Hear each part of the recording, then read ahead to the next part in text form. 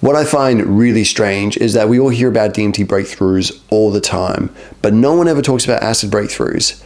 And that's why I'm making this video today, because they are absolutely real and they are totally insane. So the first time I ever had an acid breakthrough, I'd never experienced anything on DMT before. I'd never had DMT before. So I'd never had any kind of breakthrough of any kind. And I remember this feeling like I was actually gonna poke through on the other side of something. I couldn't tell in any way, shape or form what was going to come, what the breakthrough was gonna be like. I just had the sense that I was about to burst through to something new, and I was calling it a breakthrough. I don't even know if I knew that there were anything about the DMT breakthrough. I may have, but I remember saying to my friend who was with me at the time, I said to him, I've never had an acid breakthrough before. This is crazy. I can't believe it's about to happen. Because I just knew that that's what was going to happen. I could feel myself about to pop through to something new. Now, I'm not here to talk about my acid breakthrough specifically. I could go into more detail about my specific acid breakthrough because I believe I've only had a handful of them. This is really more like what it's like to have the acid breakthrough for the first time. That's what I'll be talking about, because I think it changes after that. Once you kind of go to the other side, all other trips, when you go there, there's not this surge up, there's not this lead up, you don't need as much to get there. You've kind of opened the door and now you can go in and out a lot more, a lot easier and a lot more smoothly. Just generally speaking, acid breakthroughs are very similar to the DMT breakthroughs, especially in that it feels, the place you go to definitely feels realer than this reality. But a big difference is with DMT, you will blast off somewhere else. You will no longer be in a human form. You interact with, other entities and things like that. None of it looks human, and none of it looks like you're in Earth, or at least not really most of the time. But with acid, you'll still be engaged with your senses, and so really you'll just process the environment around you differently. A lot of people say that they see things in their environment that they just couldn't see while they were sober. I don't think you necessarily have to have a breakthrough to have that sort of experience, but yeah, on what I was reading online, I saw a lot of people saying that for their acid breakthroughs, and yeah, generally speaking, I guess I'd agree. I'd also say though that you just interpret things differently as well. Your relationship with stuff completely transforms.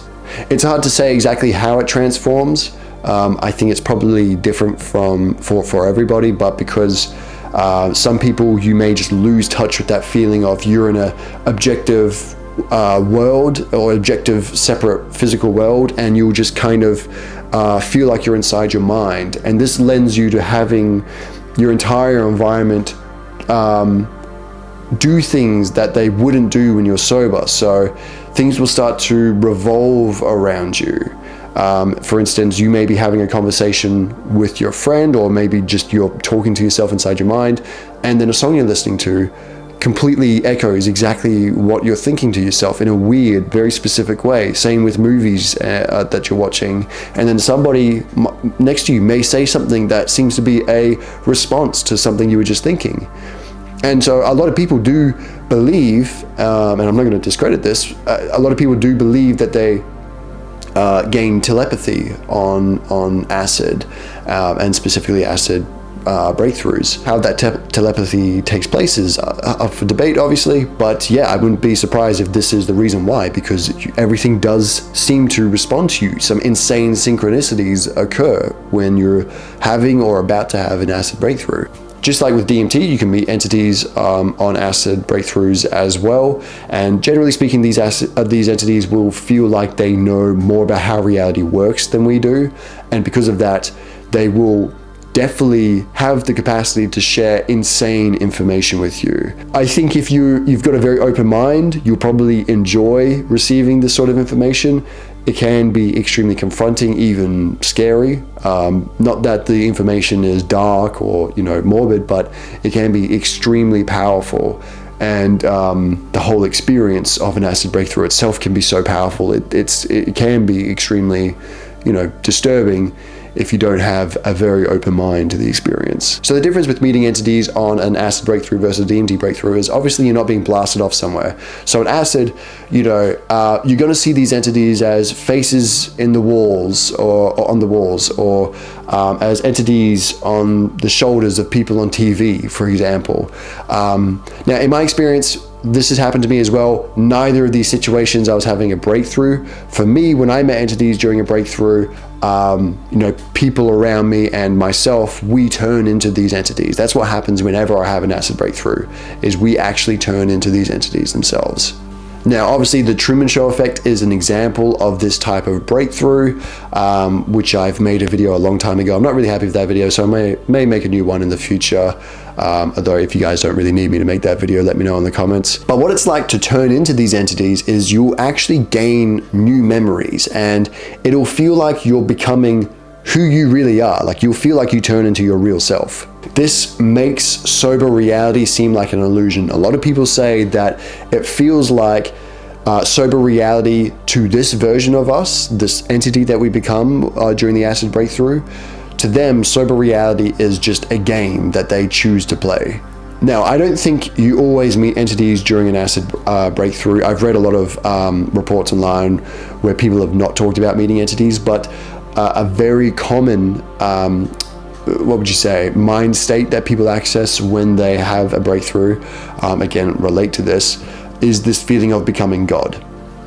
And I think you can get a sense of it before having an acid breakthrough, but it definitely takes it on another level if you do, have that complete breakthrough experience. Maybe it's not completely the same thing. For me, I felt like it was like you enter this Messiah headspace. And when you explain it to people, it sounds really like douchebaggy, stuck up sort of thing where, a lot of people will have this experience and then they will dismiss it because they don't like the sort of ego that can come about if you attach yourself to this experience. This Messiah headspace convinces you that you are the Messiah. And so, you could feel like, okay, I happen to be the most special person in the world and I can fix everybody's problems. But that's not really what the acid breakthrough is communicating to you. I'll talk about this way more in detail in a future video, because for me this is ultra fascinating, this thing that psychedelics do to us, because it's not just acid. As I said, there's a lot of similarities between DMT breakthroughs, acid breakthroughs. All of these psychedelics can take us to the same headspaces more or less, they just do it in different ways. Basically, with this Messiah headspace, the message that comes through is that you are completely connected with everything. That's what I think the true message is. It's not that you as an individual are super special, it's that you have remembered who you really are, which is that you are every individual in the human race, and you are, absolutely connected with everything in the universe. You remember that you are the universe itself. I think that's one of the things that comes through. I definitely resonate with that message, so I dare say it is. It is absolutely convincing when you're there. It feels so real, the message. You just stop caring about what other people think, and you realize so many of your problems arise from coming from concerning yourself, with what other people think. There's so much freedom and liberation in this headspace because of that. All the problems you had, you feel like you know the answers to them. Not even that, the problems themselves just seem completely insignificant. I know for me, I got this sense that I knew how to live the happiest version of my life. I just felt like I knew how to be the happiest me, and I think that's something that happens with an acid breakthrough. Is you get this message from the other side, and the other side is complete love.